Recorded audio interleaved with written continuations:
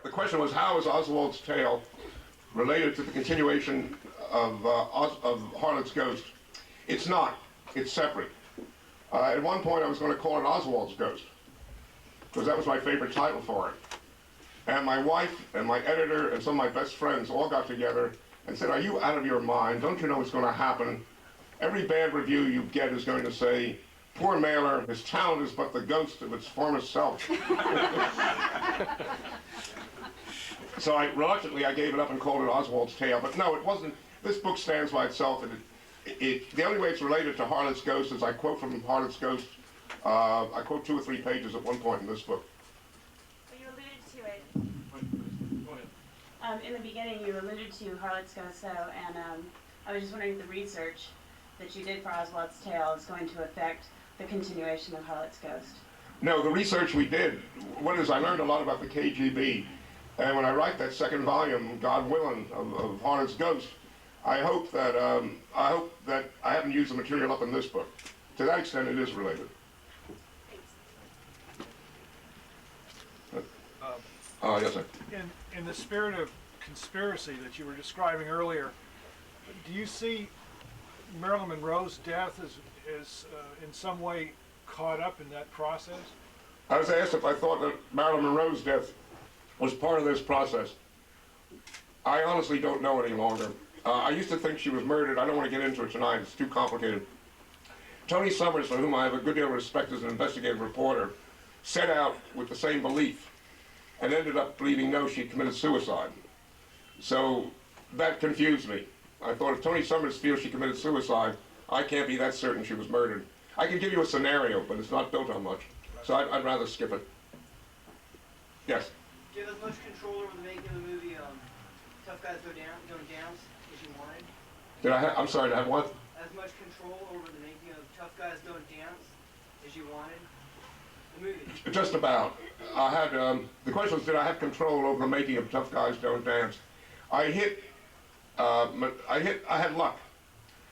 There was a producer named Menachem Golan who used to be the head of Canon Films. He made about 50 pictures in a year. And they were fairly successful, and they were being talked about as a wonderful new organization in Hollywood. And so at a given moment, Menachem Golan was saying yes to everything. He was the nicest, best producer that they had in Hollywood for a little while. And then he went broke. But he said yes, so the only pressure I got from him was time. He used to say, you will finish that picture on time. And I'd say, yes, sir, I'm going to run uphill. And we did finish on time. But it got to the point when I was directing it, when I didn't care if the scene was good or not.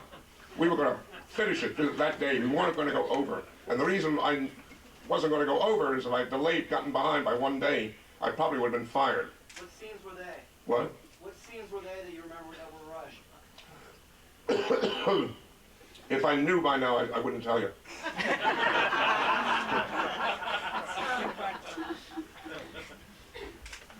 Yes? All right. You said earlier that you would like a well-placed punch because... I didn't say a well-placed punch. You sound like a woman boxer.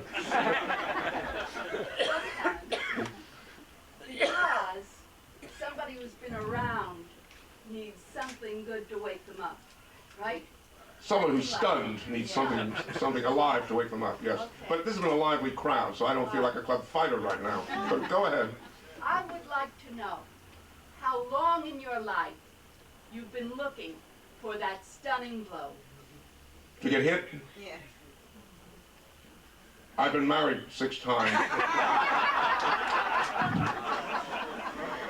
Mr. Mailer, we have a question outside. Hello. What do you think are the prospects of the Democratic Party in the next election, and why? All right, good question. What do I think of the prospects of the Democratic Party in the next election? Now, can I assume that we're 95% Democrats here? In La Jolla, there are some of us here.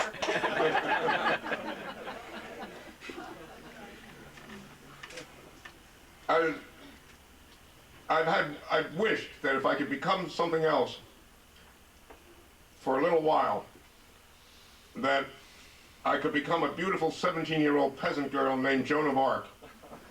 And I would go up to our Dauphin, William Clinton, and say, you must go out and fight and save America. Bravo. So I told that to my wife, and She has a fairly powerful mind, and she said yes, and then he would try to screw you. You didn't have to say that. You know, I wish some American would come along and say that the country's in great danger, because I think it is. I think that that liberalism is in disarray. We don't know what we want anymore. We've broken down into a series of interest groups, and we've all been. It's as if every interest group has been like a just-born pup, all fighting for the hind tits, so to speak. And the Democratic Party is worn out. There's no power at the top. There's no conviction. There's no belief. There's reason for belief. There's a way to redo it. But there's a counterattack that's possible. The counterattack could be powerful. What you could say, finally, is the federal government is a congeries of associations. Some of them help the people. Some, by their nature, impede people. Some delay people. Some support people. But the federal government is not what is on your back, fellow Americans. What's on your back is the second government of the corporations, which brainwash you from birth to death with their commercials, with their interruptions. They are destroying the powers of concentration in Americans, because anytime you get interested in something on television, 7 minutes later you're interrupted by a commercial. Now, we all know that if we were interrupted every 7 minutes when we were making love, we would go crazy. But we have more respect, obviously, for our genitalia than our brains.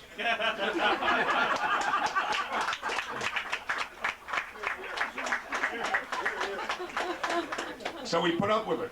We say to ourselves, well, we get the TV free. But of course we don't get the TV free, because we pay more for all those damn products, which are all indistinguishable from one another 90% of the time, because the emphasis in capitalism.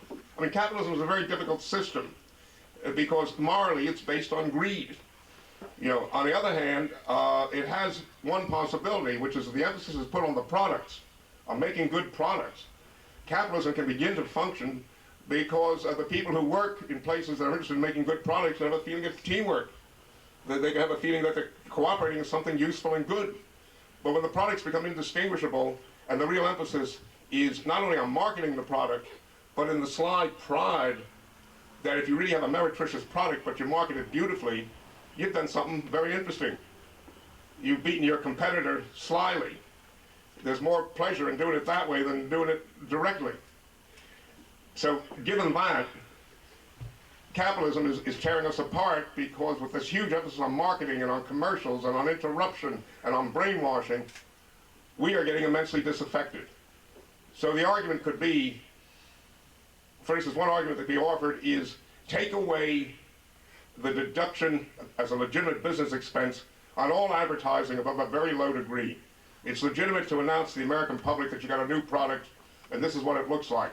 It's not legitimate, morally and aesthetically speaking, to have some fabulous ski boarder go off a cliff, fly into the air, do a double somersault, land in an icy pool, come up with a can of beer, and I can't remember what the name of the can of beer is. I mean, we're paying for entertainment we don't choose, but at an extraordinary rate. And that is debilitating the nation. So if you get out there and you say to people, that's what's going on. Now, you can even speak of a third government, but here I enter the kooky fringe, because I think that technology has a built-in horror. But I would love to debate Newt Gingrich, because I could say to him, you will never have your brave new world where you believe you'll even be able to take care of the poor in 10, 20, or 30, or 40 years with your technology, because technology is umbilically wed to terrorism.